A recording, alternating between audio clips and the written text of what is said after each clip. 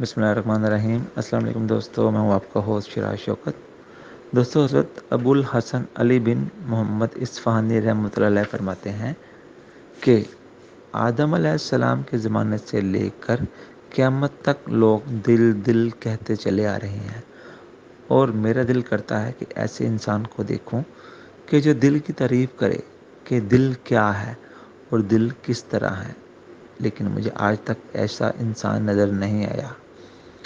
اس کا مطلب ہے کہ عوام الناس گوشت کے ٹکڑے کو دل کہتے ہیں، جو کہ بچوں، مجنون لوگ اور نفس کے پجاری لوگوں میں بھی ہوتا ہے، لیکن حقیقت میں وہ دل نہیں ہوتا، بے دل ہے۔ تو دل کیا ہے؟ دل تو سن رہا ہوں، لیکن معلوم نہیں دل کیا ہے۔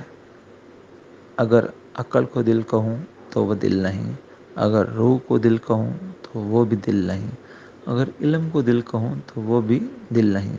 الغرض دل وہ ہے جس میں تمام شواہد حق بستے ہوں، اور اس کے علاوہ جسے بھی دل کہوں وہ عبارتی اور لفظی ہے، حقیقتاً دل نہیں ہے۔ جزاک اللہ۔